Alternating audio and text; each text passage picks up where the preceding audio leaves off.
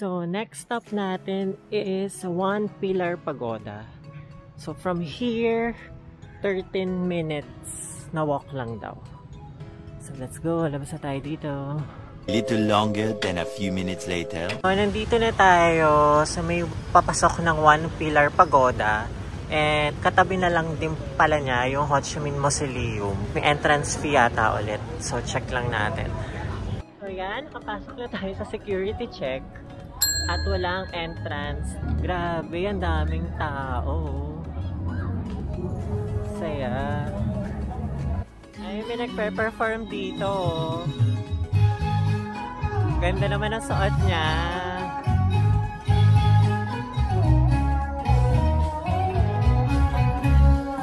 Grabe, ang daming tao dito sa One Pillar Pagoda. And dito, may mga bilihan ng souvenirs and mga drinks. So, illustrations for the law of karma. Dito na yung One Pillar Pagoda. Ganda. So, meron dito mga water lilies. Dito sa pond. Nasa gitna siya ng pond. So, ikot pa tayo kung ano pang meron dito. Actually, parang wala na. Yun lang talaga yung pinupuntahan dito. Yung One Pillar Pagoda na yan. May isa pang temple dito. Pasok tayo. Ay, ang ganda naman sa loob.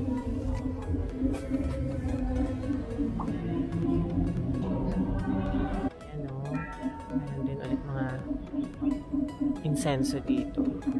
Kasi ito parang fruit offering yata to. So, ayan siya. So, ayan sa loob yung temple. Hindi na ako nag-video doon sa loob, guys. Kasi ang daming mga statue ng gods or mga deity. And parang napaka-sacred nung lugar. Pero ang ganda sa loob. Ang daming gold. So, kung interested kayo sa mga ganon, pasok kayo dun sa Buddhist temple na yun. Then dito, guys, sa labas ng One Pillar Pagoda, may mga bilihan ng mga accessories. Tapos, ayan, no, may mga nagbibenta rin ng mga bags. Tapos, ayun, may fan. Fan to, di ba? Pamaypay. Ay, tapos meron din sila mga ref magnets. Ayan, tapos mga bracelets and necklaces. Mga keychains. And doon na tayo dito. So let's go to our last stop sa may Ho Chi Minh Mausoleum. Let's go! Ganda naman ng flower arrangement na to. Ang vibrant ng colors. Ayan na ang Ho Chi Minh Mausoleum. This serves as the resting place of Vietnamese revolutionary leader and President Ho Chi Minh. Ginawa ito noong 1973, tapos natapos siya noong 1975. Since mausoleum nga yan, sa loob niyan is nandun yung preserve na katawan ni President Ho Chi Minh na nakalagay daw sa isang glass case with dim lights. Ayun yung mga guards na nagbabantay dito sa mausoleum. Ang lawak na dito, guys. So, pangalan daw nung square na to is Ba Dinh Square. So, yan. Done na tayo sa mga tourist spots for today na nakumpleto ko yung mga itinerary na ginawa ko. So, buti na lang. Maganda talaga yung weather. So, yan yung mga nakita ko. Mga bago sa mata. Since new place, new experience. So, nakakaaliw. After dito, magmimerienda naman ako. So, ayan. Let's go. Hindi pa tapos ang ating araw. 4:30 PM pa lang. So, let's go. And grab bike tayo ulit. Let's go to our next destination. A little longer than a few minutes later.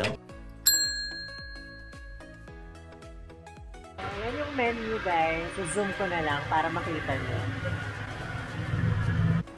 Order na tayo, guys. Balik na tayo. Ang cute naman dito sa cafe na to.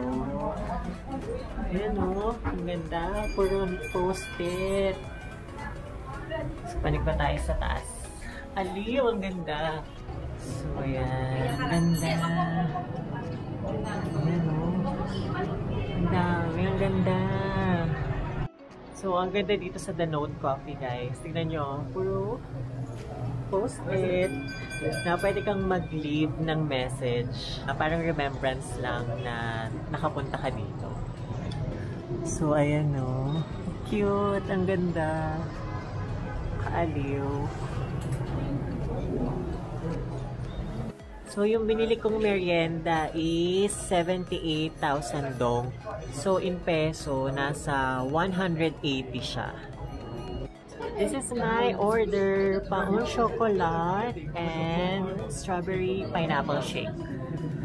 And let's go. Ganda. Grabe. Puro post-it. Good morning, Vietnam! Ito yung sinulat ko. Sam Salcedo was here. Napaka-generic. Tapos, nilagay ko yung YouTube channel ko, Sam Salcedo. Tsaka, my Instagram account, Life of Sam Salcedo. Kung saan ko kaya siya ilalagay? Dito na lang. Parang konti lang yung merong green na polka dots na post-it dito. Dito ko na lang lalagay. Yan. So, yan. Natikit ko na siya. So, nandito siya sa may second floor. Sa may upuan na malapit sa window. Ayan siya. So, kung makita nyo man to, mag-comment kayo. Wow! Saya. So, chinek ko sa Google Maps. Itong The Note Coffee is 8-minute walk lang sa aking hotel. So, baka maglakad na lang ako. So, time check, it's 5:18 p.m. Balik na tayo muna sa hotel. Nandito na ako sa aking hotel room. So, papahinga lang ako saglit. Tapos, kikitain ko naman yung aking friend na si Ken. Taga dito siya sa Hanoi. So, mga 7:30 daw kami magkita. Kung nakita nyo, nag-grab bike ako. Reminder lang na huwag kayong sasakay sa mga grab bike na hindi nyo binook sa Grab app. Kasi nung nag-iikot ako today, ang dami mga tumatawag na attention ko na nakaka-grab na shirt. Nabasa ko sa isang travel group na nabiktima siya ng isang ganun na parang hindi naman niya binook sa Grab app na sinakyan niya. Tapos parang inikot-ikot siya. Tapos mahal yung siningil sa kanya. Isang scam nila yun dito na mag-ingat lang kayo. So, kung magbubook kayo ng Grab bike, isiguraduhin nyo lang na sa Grab app nyo ibubook. Yun lang. Yun lang ang legit na Grab bike. So, nakita nyo yung background ko. So, this is my room. So, para sa full details ng hotel at room ko, sa next vlog na lang yan.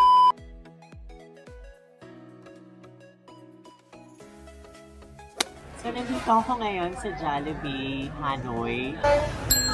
So, ito yung menu nila dito sa Jollibee, Vietnam. Ayun, yung chicken nila may gulay. Ayan. And ang saya rin dahil ang dami kumakain dito sa Jollibee. Oh. Sabihin, enjoy nila yung Pinoy food natin. Pero with the twist, siguro yan for sure, ng Vietnamese taste. Few minutes later. Hi, Kit! Kamusta naman? So, thank you sa treat. Trinit niya ako ng Jollibee. Ito lang talaga. Wala na. Ayan lang. for sharing tong price, Momsy. May ibang food. Spaghetti and chicken joy. Tikman natin. Sabi ni Ken, iba daw yung lasa dito ng spaghetti.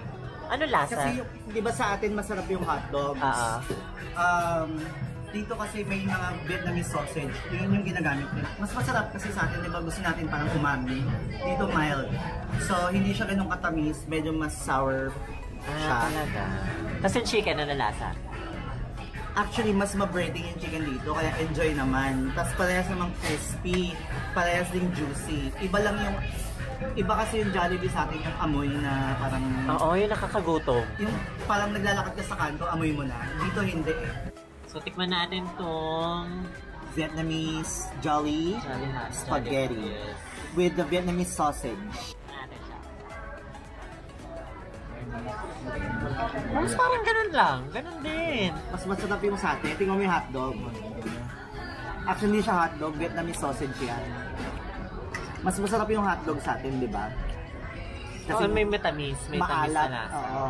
Umami. Iyan hindi. Pero masarap naman. Masarap. Kala ko naman kakaiba. Masarap. Hindi nga siya ganun kakain. Ano lang, mas na-tone down lang yung flavor. Mas subtle lang. Mas hindi sweet. Ito talagang hindi ko masyado nabetan. Masyado siyang healthy para sa Dahil hindi akin. ka magulay.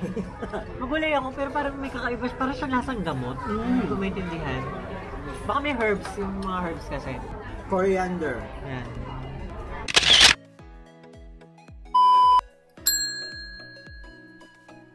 Vietnamese tea.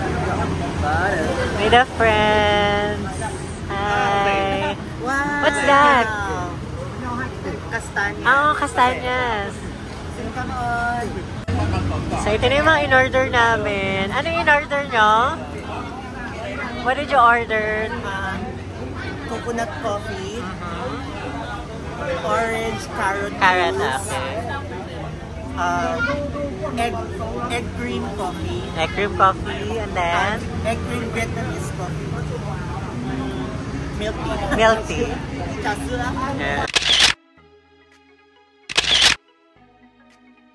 And so this ends my first day here in Hanoi, Vietnam. And sobrang na-enjoy ko siya.